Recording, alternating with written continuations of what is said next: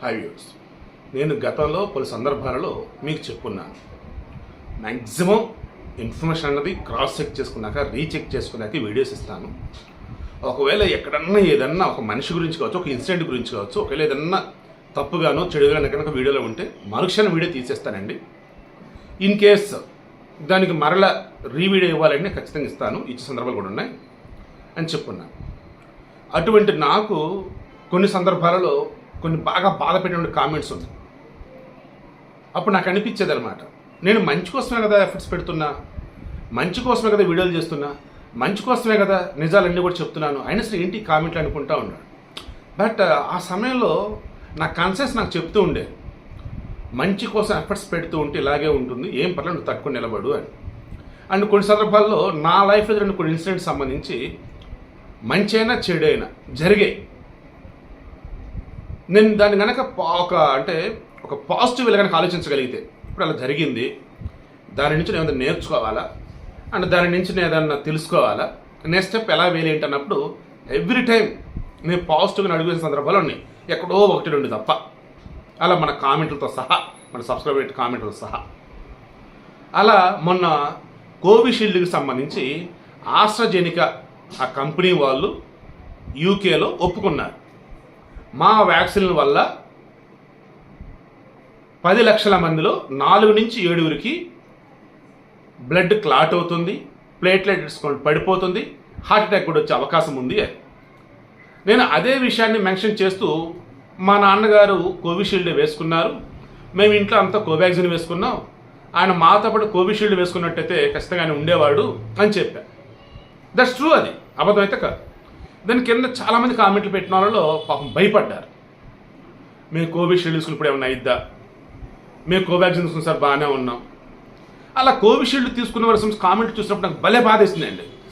అరే అనవసరం చెప్పాను ఏంటి ఇప్పుడు ఇది అని బాధేసింది. ఆ తర్వాత మరలా ఏం చేశారు రీజెండర్ అన్నట్టు, ఏమండి కోవిషీల్డ్ తీసుకొని చనిపోయిన వారు ఉన్నారు, పునీత్ రాజ్ కుమార్ కావచ్చు, మా నాన్నగారు కావచ్చు, మరికొంతమంది, వీళ్ళంతా ఏంటి అరుదుగా చనిపోయిన వారు. అది కూడా ఎలాగా, వ్యాక్సిన్ తీసుకున్న కొద్ది రోజులలోనో లేదా 3 నెలల లోపు. ఓకేనా, వన్స్ వ్యాక్సిన్ తీసుకుని 3 to 6 months కనుక దాటేసింది అంటే ఇక మీకు వ్యాక్సిన్ తాలూకు దుష్ప్రభావాలు ఏవి మీ మీద ఉండవు. మీకు ఏదన్నా హెల్త్ ఇష్యూస్ కొత్తగా రేజ్ అయినా, అకస్మాత్తుగా చనిపోయినా, ఇవన్నీ కూడా వ్యాక్సిన్ వల్ల అనుకున్నట్టయితే వ్యాక్సిన్ తీసుకున్నటువంటి few weeks, few days or 3 months లోపండి అని క్లారిటీ కూడా ఇచ్చున్నాం. అది చూసిన తర్వాత కొంతమంది అమ్మాయిని రిలీఫ్గా ఫీల్ అయ్యారు. అయితే అక్కడ కొంతమంది కామెంట్లు పెట్టారు, మేము కోవాక్సిన్ తీసుకున్నాం, మాకు కూడా కొన్ని హెల్త్ ఇష్యూస్ రేజ్ అయినాయి అని. దెన్ కోవాక్సిన్ వాళ్ళు స్టేట్మెంట్ ఇస్తారని చూశారు. కోవాక్సిన్ వాళ్ళు ఈ మంత్ ఫస్ట్ వీక్లో ఉన్నప్పుడు స్టేట్మెంట్ ఇచ్చున్నారు, పోస్ట్ కూడా వెనకాల అటాచ్ చేస్తాను చూడండి. వాళ్ళు ఏమన్నారంటే, మాది 100% మొత్తం కూడా చెక్ చేసిన తర్వాత అప్రూవల్ ఇచ్చిన తర్వాత మేము ఇది చేస్తున్నాం, మా వ్యాక్సిన్ వల్ల సైడ్ ఎఫెక్ట్లు ఏమీ రావని చెప్పేసి వాళ్ళు అన్నారు. బట్ ఇప్పుడు సుప్రీంకోర్టులో ఒక కేసు ఉంది. ఏంటది, కోవిషీల్డ్ తీసుకొని ఆ తర్వాత కొద్ది రోజులకే చనిపోయింది నా కూతురు అని ఒకళ్ళు, మా కూతురికి లైఫ్ లాంగ్ సైడ్ ఎఫెక్ట్స్ వచ్చిన ఒకళ్ళు, ఇలా చెప్పుకుంటూ 8 మంది 9 మంది కేసు చేస్తున్నారు. దాని మీద నాకు తెలిసి ఎలక్షన్స్ అయిపోయిన తర్వాత ఒక ప్యానల్ వేస్తారు. అసలు కోవిషీల్డ్కి మన కేంద్ర ప్రభుత్వం ఎలా పర్మిషన్ ఇచ్చింది, ఈ వ్యాక్సిన్ తీసుకోవటం అనేది మ్యాండేటరీ అని చెప్పిన వాళ్ళు కొన్నారు. ఆ వ్యాక్సిన్ కనుక లేకపోతే ఏకంగా ప్రయాణం కూడా చేయనివ్వలే విదేశాలకి, కొన్ని ఆఫీసులు కూడా రానివ్వల. మరి ఇన్ని నిబంధనలు పెట్టినప్పుడు ఒకవేళ వాళ్ళకి ఏదైనా జరగడానికి జరిగితే, ఆల్రెడీ కోవిషీల్డ్ చెప్తున్నారు కదా 10 లక్షల మంది 4 నుంచి 7 తేడా కొట్టొచ్చని, మరి దాని రెస్పాన్సిబిలిటీ ఎవడు, కేంద్ర ప్రభుత్వమా లేదన్నప్పుడు వ్యాక్సిన్ కంపెనీయా అని ఒక క్లారిటీ అనేది ఇవ్వాల్సి ఉంటుంది. ఇటువంటి మూమెంట్లో ఇప్పుడు కోవాక్సిన్ సంబంధించి కూడా బెనారస్ యూనివర్సిటీ వాళ్ళు చెప్తున్నారు, మొత్తం 1024 మీద వాళ్ళు రీసెర్చ్ చేస్తే 2021లోను 2022లో చేస్తున్నారు. ఇప్పుడు రిపోర్ట్ ఏమని చెప్పినారు, టైమ్స్ ఆఫ్ ఇండియాలో వచ్చింది. వాళ్ళు ఏమని ఉందంటే, అందులో 645 ఆర్ 600 అంతే, 645 656 చిల్లర, వీళ్ళంతా కూడా టీనేజ్ వయసులో ఉన్నారు, కౌమర దశ. సో 18, 19 లైక్ ఇలా అనుకో, 17 లైక్. ఆ తర్వాత ఏంటి, ఈ మిడిల్ ఏజ్డ్ వాళ్ళు ఉంటారు, అబౌవ్ 40 ఇలా 50 లైక్, వాళ్ళనేమో 324 ఎంతో వాళ్ళది ఉంది కౌంట్. మొత్తం రీసెర్చ్ చేసిన తర్వాత వీళ్ళు చెప్పింది ఏంటంటే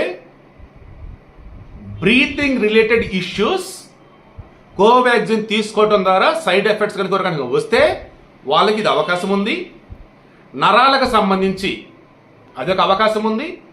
లేడీస్కి సంబంధించి ఋతుక్రమం పీరియడ్స్ ఉంటాయి కదా, దానికి సంబంధించి కూడా చేంజెస్ అన్నవి తేడా కొట్టే అవకాశం ఉందని వీళ్ళు ఇచ్చారు. ఇక ఇప్పుడు నాకు అనిపించింది, మొన్న ఎవరో కింద కామెంట్లు పెట్టారు, సార్ ఏ వ్యాక్సిన్ అయినా సైడ్ ఎఫెక్ట్లు ఖచ్చితంగా ఉంటాయి, బట్ ఎక్కడో ఒకరికండి. ఇప్పుడు మీరు ఒక ఆసుపత్రికి వెళ్ళున్నారు, మీకు ఏదైనా కొత్తగా ఏదైనా ఇంజెక్షన్ చేస్తున్నప్పుడు కూడా జస్ట్ లైక్ వ్యాక్సిన్ లాంటిది మీకు ఇస్తున్నప్పుడు అది మీకు పడిద్దా పడదా అని చెక్ చేయడం కోసం మీ పక్కన ఒక అటెండర్ ఉండమని చెప్తారు. అండ్ మీకు జస్ట్ చిన్న శాంపిల్ ఇస్తాడు, మొత్తం ఎవడు మీరు కాసేపు నార్మల్గా ఉంటే అప్పుడు మీకు మరలేస్తాడు చూడండి అన్నారు. ఐ స్వేర్ ఎగ్జాక్ట్గా నేను అదే నా లైఫ్లోనే ఫేస్ చేస్తే 2021 జనవరి 25 మా పక్క వీధిలోనే నైట్ ఏదో వస్తున్నాను, కుక్క వచ్చి పీకింది కింద కాలు. నెక్స్ట్ జనవరి 26 2021 నా నల్లకుంటలో ఉన్నటువంటి ఫీవర్ ఆసుపత్రికి వెళ్ళా. నేను ఒక్కడిని బాగానే ఉన్నా, బండేసుకు వెళ్ళా. ఖచ్చితంగా ఒక అటెండర్ ఉండాలి అన్నారు. దెన్ మన కావ్యాస్ మీడియా, నేను ఫ్రీలాన్సింగ్ ఇంటర్వ్యూస్ ఇస్తాను, వీడియోస్ ఇస్తాను కదా ఆ ఛానల్, అందులో కెమెరామెన్ వచ్చేసి మన బాలాజీ గారు ఉన్నారు. సార్ బాలాజీ గారు ఎట్లా అంటే వస్తానండి అని చెప్పేసి ఆయన వచ్చారు. దెన్ ఆయన సమక్షంలో నాకు ఇంజెక్షన్ శాంపిల్ ఇచ్చి నాకు అంతా ఓకే అనుకున్న తర్వాత ఒక అరగంట నుంచి అప్పుడు మరలా వేరే ఇంజెక్షన్ ఇచ్చున్నారు. ఇట్ జస్ట్ లైక్ వ్యాక్సిన్ అంటూ సమయంలో చెప్పున్నారు, ఓకే అయిపోయింది. దెన్ ఆ తర్వాత ఇంక 2-3 ఇంజక్షన్లు ఏవి ఇచ్చేసి ఎక్కడైతే ఖర్చిందో దాని చుట్టూ ఇంజక్షన్లు ఇచ్చారు నాకు. ఆ తర్వాత ఏం చేస్తున్నారు, నారాయణగూడలో ఇన్స్టిట్యూట్ ఆఫ్ ప్రివెంటివ్ మెడిసిన్ అని ఉంటుంది ఐపీ, అక్కడికి వెళ్ళండి, వాళ్ళు మీకు ఇంజక్షన్లు చేస్తారు, వాళ్ళకు షీట్ బుక్ ఇస్తారు మీకు, దాని ప్రకారం మీరు ఫాలో అవ్వండి అన్నారు.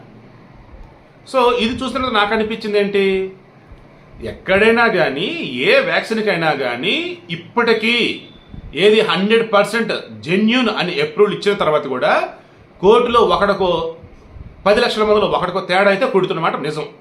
అవి తీసుకోకుండా మనం ఉన్నామనుకో అప్పుడు ఇంకా తేడా కొడుతుంది, ఏకంగా లక్షల్లో అంటారు వేలల్లోనే చస్తారని నాకు అనిపిస్తుంది. సో కోవిషీల్డ్ అయినా కోవాక్సిన్ అయినా వాట్ ఎవర్ ఇట్ ఈస్, వీటి వల్ల తీసుకున్నటువంటి ఆ కొద్ది రోజులలో మన కనుక తేడా కనుక వచ్చినట్టయితే ఇప్పుడు మనం కోర్టుకి పరిహారం కోసం అప్రోచ్ అవ్వచ్చు, మన దగ్గర ప్రూఫ్లు అన్నీ ఉంటాయి. అవేం లేదు, అయిపోయిందిరా ఇప్పుడు నేను బాగానే ఉన్నాను అనుకుంటే కూల్. ఇంకా మీరు ఏ వ్యాక్సిన్ అయినా సరే కూల్గా బిందాస్గా ఉండండి. కోవాక్సిన్ అయినా కోవిషీల్డ్ అయినా ఏదైనా సరే 100% అని వాళ్ళు చెప్తూ ఉన్నా, కొన్ని మరికొంత 100% కాదు ట్రయల్స్ అయిన తర్వాతే మేము ఇచ్చామని చెప్తూ ఉన్నా, ఎమర్జెన్సీ పర్పస్ అని చెప్తూ ఉన్నా, ఖచ్చితంగా ఎక్కడో చోట ఎవరో ఒకరు తేడా అయితే కొట్టిద్దట. అలా కొట్టి పాపం కొంతమంది చనిపోయినారు. నిజంగా వాళ్ళు మన పాలిట దేవతలు దేవుళ్ళు అన్నట్టే, ఎందుకంటే వారు చనిపోయి మనల్ని అందరూ బతికించున్నారు అండ్ మనమంతా బాగానే ఉన్నాం. ఇక మనలో ఎవరికన్నా హెల్త్ ఇష్యూస్ ఇంతకుముందు లేనట్టు ఇప్పుడు కనుక వస్తూ ఉంటే 100% నేను మొత్తం చెక్ చేసిన దాని ప్రకారం, డాక్టర్ నాకు చెప్పిన దాని ప్రకారం కరోనా వచ్చింది అనుకున్న వాళ్ళకి ఇదంతా కూడా. కొంతమంది మాకు కరోనా రాలేదని అంటున్నారు, బట్ మీ బాడీలో అప్పుడు యాంటీబాడీస్ డెవలప్ అయ్యాయి. అంటే దాని అర్థం ఏంటి, కరోనా మీకు ఆల్రెడీ వచ్చి వెళ్ళిపోయింది, అవి కూడా మీకు తెలియలే. సో అది విషయం. వీడియో ఇంట్రెస్ట్ మీకు అర్థమైంది కదా. గతంలో నేను ఏదైతే కోవిషీల్డ్ తీసుకున్న వారికి చాలా ప్రమాదం అని చెప్పున్నానో, దాని తర్వాత దాన్ని సరిచేసి చెప్పినా మరి కొంతమంది ఇంకా బాధపడుతున్న భయపడుతున్న కామెంట్లు పెట్టున్నారో వారందరికీ, అండ్ కోవాక్సిన్ తీసుకుని మేము ఫుల్ సేఫ్ జోన్లో అనుకున్నారు ఎవరైతే ఉన్నారో వాళ్ళకి అందరికీ చెప్తున్నా, మనం అంతా సేఫ్ జోన్లోనే ఉన్నాం, కలిసే బతుకుతాం. తేడా అంటే ఈ కరోనా వల్ల తేడా. సో ఏదో ఒకరోజు పోతాం, ఒకరోజు అటు ఒకరోజు ఇటు. సో భయాలు వద్దు, ఆందోళన వద్దు, కూల్గా హ్యాపీగా బతికేద్దాం. ఉన్నంతలో ఫ్యామిలీని బాగా చూసుకుందాం, ఫ్రెండ్స్తో హ్యాపీగా ఉందాం, బయట సమాజంతో మంచిగా ఉందాం, కూల్గా పాజిటివ్గా ఆలోచిద్దాం, ప్రాపర్ డైట్ తీసుకుందాం, చక్కగా టైం టు టైం చిన్నపాటి ఎక్సర్సైజ్ చేసుకుంటా ఉందాం, చెడు అలవాట్లకు దూరంగా ఉందాం, మంచి మంచి బుక్స్ చదువుకుందాం, పాజిటివ్గా ఆలోచిద్దాం ఉందాం, పాజిటివ్గా మాట్లాడుతూ ఉందాం, నెగిటివ్ వాటికి దూరంగా ఉందాం, పనికి మన మనుషులు దూరంగా ఉందాం, ప్రశాంతంగా బతుకుదాం. ఓకేనా? Please be positive and be happy.